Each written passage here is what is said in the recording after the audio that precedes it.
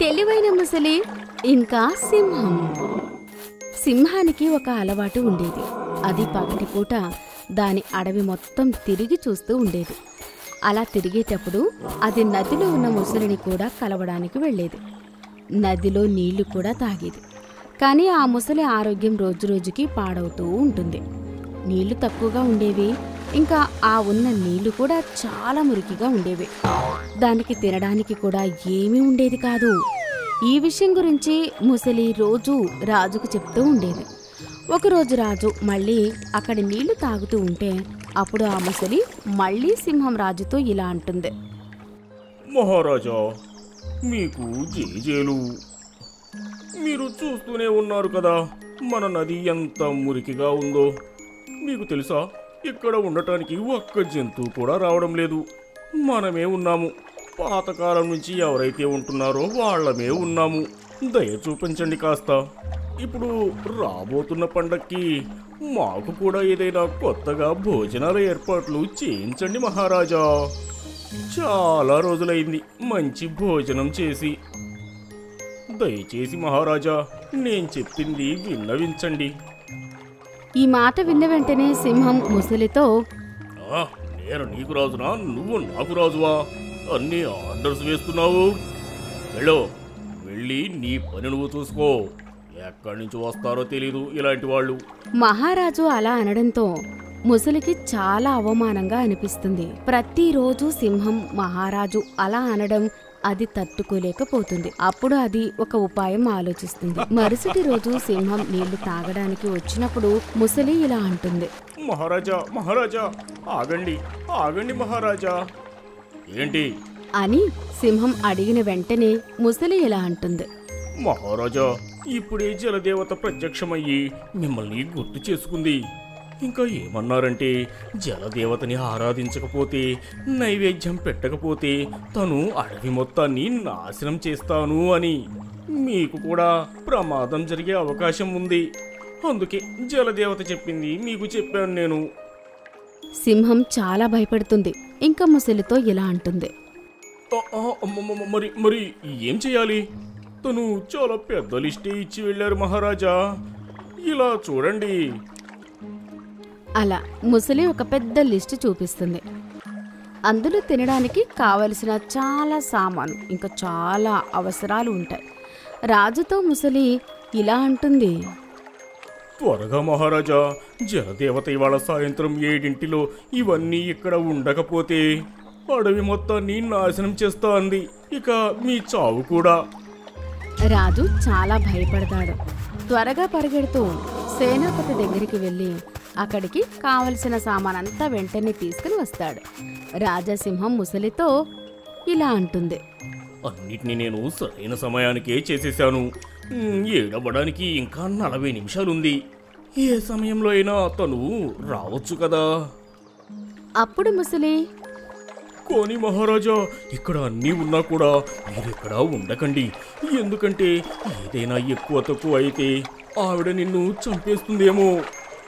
మీకు బదులు నేను నా ప్రాణాలను ఇచ్చేస్తాను. సింహం ముసలి మాటలు వింటుంది. ఇంకా అక్కడి నుంచి వెళ్ళిపోతుంది. ఏ జలదేవత అయితే ప్రత్యక్షం అయ్యేది లేదు కాబట్టి అన్ని ముసళ్ళు కలిసి హాయిగా కుటుంబంతో కలిసి పార్టీ చేసుకుంటారు. ఇంకా రాజుని తలుచుకుని నవ్వుకుంటూ ఉంటారు. అప్పుడప్పుడు నిజాయితీతో పని నడవనప్పుడు తెలివితేటలు చూపించాల్సిందే. అడవిలో ఒక చిన్న అందమైన కుందేలు ఉండేది. ఆ కుందేలు పేరు రాజు. ఇప్పుడు చాలా హుషారుగా ఉండే మాటలు మాట్లాడుతూ ఉండేవాడు. అతను ఎంత తెలివైనవాడు అంటే ఎవ్వరూ అతన్ని మాటల్లో ఓడించేవారు కాదు. అదే అడవిలో 3 చిరుత అన్నదమ్ములు ఉండేవారు. వాళ్ళ దగ్గర మాయాశక్తులు ఉండేవి. మొదటి చిరుత దగ్గర నీటి శక్తి ఉండేది. అది ఎంత కావాలి అంటే అంత నీళ్ళని నోట్లో నుండి బయటకు తీయగలదు. రెండవ అన్నయ్య దగ్గర నిప్పు శక్తి ఉండేది. ఇంకా మూడవ తమ్ముడి దగ్గర వాయు శక్తి ఉండేది. అడవి మొత్తం వాటి అధికారంలోనే ఉంది అని భావిస్తూ ఉండేవారు ఆ ముగ్గురు. ప్రతి ఒక్కరిని ఇబ్బంది పెట్టడం అంటే వాళ్లకు చాలా మజాగా ఉండేది. ఒకరోజు 4వ చిరుత ఈ 3 చిరుతలతో ఇలా అంటుంది. అరే, మీరు అడవిలో ఉన్న వాళ్ళందరినీ ఎందుకు ఇలా ఇబ్బంది పెడుతున్నారు? సిటీకి వెళ్ళి ఏదైనా ఉద్యోగం చేసుకోవచ్చు కదా. సర్కస్ వాళ్ళు మిమ్మల్ని వెంటనే చేర్చుకుంటారు. నాలుగో చిరుత మాటలు విన్న తర్వాత 3 చిరుతలకు చాలా బాధగా అనిపిస్తుంది. ఈ విషయం చిన్నగా అందంగా ఉండే రాజు కుందేలుకి అర్థమవుతుంది. రాజు కుందేలు 3 అన్నదమ్ములతో ఇలా అంటాడు. నాకర్థమైంది, నీకివాళ చాలా పెద్ద అవమానం జరిగింది అని. మధ్యలో ఈ 4వ చిరుత వచ్చి మీ ముగ్గురిని ఇంత తేలికగా అవమానించేసింది. కానీ ఒక విషయం చెప్పండి, అది తప్పుగా ఏమీ చెప్పలేదు కదా. ఒకవేళ మీరు మీ శక్తుల్ని సరిగ్గా ఉపయోగిస్తే అడవిలో ఉన్నవారు మిమ్మల్ని ఎక్కిరించరు, మిమ్మల్ని చూసి భయపడరు కూడా, ఇంకా మిమ్మల్ని అందరూ ప్రేమిస్తారు కూడాను. కుందేలు మాటలు విని 3 అన్నదమ్ముల్లో మొదటి చిరుత ఇలా అంటుంది. కానీ ఇది ఎలా సాధ్యమవుతుంది?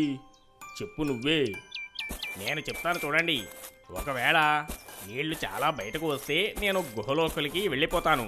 ఒకవేళ వేగంగా గాలి వస్తే కూడా నేను గుహలోనికి వెళ్ళిపోతాను. ఒకవేళ నిప్పు బయటకు వచ్చినా నేను గుహలోపలికి వెళ్ళి నన్ను నేను కాపాడుకుంటాను. కానీ అడవికి నిప్పంటుకుంటే నీళ్లతో ఎవరు ఆర్పుతారు? ఒకవేళ తుఫాను వచ్చినా మీరు దాన్ని ఆపగలరు కదా. ఇంకా ఎక్కువ నీళ్లు వచ్చినా కూడా మీ గాలి ఇంకా నిప్పు సాయంతో మీరు ఏదైనా చేయొచ్చు. అలా అడవిలోని చాలా రకాల జంతువులకి చాలా రకాల సహాయం మీరు చేయొచ్చు. కాస్త ఆలోచించి చూడండి. మాలాంటి చిన్న చిన్న జంతువులు ప్రాణాలని కాపాడుకోవడం కోసం అటు ఇటు పరిగెడుతూ ఉంటాము. మీ దగ్గర నుంచి కూడా తప్పించుకుంటాము. కానీ మీ దగ్గర లెక్కలేనన్ని మాయాశక్తులు ఉన్నాయి. వాటితో మీరు జనాలకి సాయం చేయొచ్చు. మీ ద్వారా వంట చేసుకోవచ్చు కూడా. ఇంకా నీళ్ళు అయితే గంగాజలం లాంటిది. దానివల్ల అందరికీ కూడా తృప్తి లభిస్తుంది. నేను చెప్పిన విషయాన్ని మీరు ఒక్కసారి ఆలోచించి చూడండి. కుందేలు చెప్పిన తెలివైన మాటలు విని 3 చిరుతలకి అర్థమైపోతుంది వాళ్ళు వాళ్ళ మాయాశక్తుల్ని తప్పుగా ఉపయోగిస్తున్నారు అని. ఆ రోజు నుంచి వాళ్ళు ప్రతి ఒక్కరికి సహాయం చేస్తూ ఉంటారు. ఇంకా అడవిలో ఉన్న ప్రతి జంతువు వాళ్ళకి మర్యాద ఇవ్వడం మొదలు పెడతారు. చీకు ఎలుక కట్టుకుంది వెదురు కర్రలతో ఇల్లు. చీకు ఎలుక చాలా అందంగా ఉండేది. చాలా అల్లరి చేసేది, అందరితో కలిసేది, ఎగిరేది, ఇంకా ఆనందంగా ఉండేది. ప్రతి ఒక్కరూ దాన్ని చాలా ప్రేమగా చూసుకునేవారు. కానీ ఒకరోజు అది ఏడుస్తూ ఏనుగుకి కనిపిస్తుంది. అప్పుడు ఏనుగు ఆశ్చర్యపోతూ ఉంటుంది.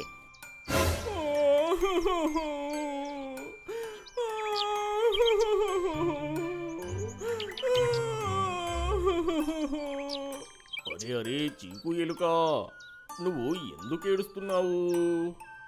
ఏనుగు అలా చీకుని అడుగుతుంది. కానీ అది ఎలాంటి సమాధానం చెప్పకుండా ఇంకా గట్టిగా ఏడుస్తూ ఉంటుంది.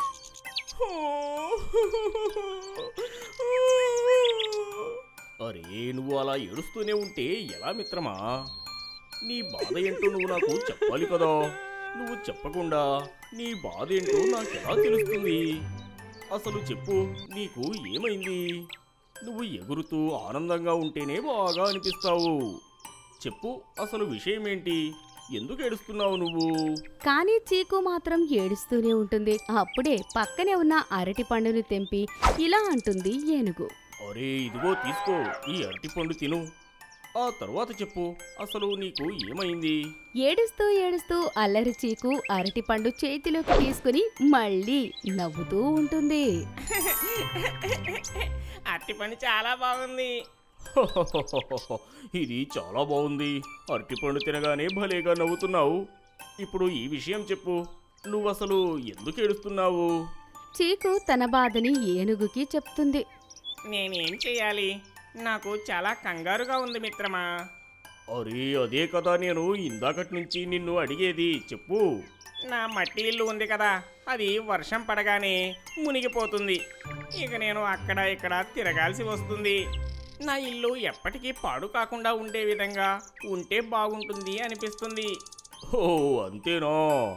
రా, దానికి నేను నీకొక మంచి ఉపాయం చెప్తాను. ఏంటి? పద నాతోని. ఏనుగు తొండంతో ఎలుకని ఎత్తుకుంటుంది. ఇంకా దాన్ని తీసుకుని వెదురు కర్రల తోటకి వెళ్తుంది. వెదురు కర్రల్ని చూసి చీకు ఆశ్చర్యపోతుంది. అరే ఇవి చాలా పెద్దగా ఉన్నాయి. ఇవి ఇల్లులా తయారయ్యి ఉన్నాయి. నేను దీన్ని మా ఇంటికి తీసుకొని వెళ్తాను. నీకిప్పుడు విషయమేంటో అర్థమైంది కదా. నేను కూడా అదే చెప్పాలనుకున్నాను. నువ్వు ఇల్లు కట్టాల్సిన అవసరం ఏముంది? ఇది వెదురు కర్రలు, వీటిని తీసుకుని వెళ్దాము. ఇక నీ ఇల్లు ఎప్పటికీ చెక్కు చెదరదు, అందులో నీళ్లు కూడా దూరవు, పాడవను కూడా పాడవదు. ఒకవేళ నీళ్లు వచ్చినా కూడా ఇటు నుంచి వస్తాయి, అటు నుంచి వెళ్ళిపోతాయి. ఏమంటావు? నీకు ధన్యవాదాలు మిత్రమా. నువ్వు దీన్ని తీసుకొనిరా, నేను దీన్ని ఎత్తలేను. పద పద. ఏనుగు ముందు తొండంతో ఎలుకని ఎత్తుకుంటుంది. ఆ తర్వాత తినడానికి ఒక వెదురు కర్రని పట్టుకుని ఇంటికి తీసుకుని వెళ్తుంది.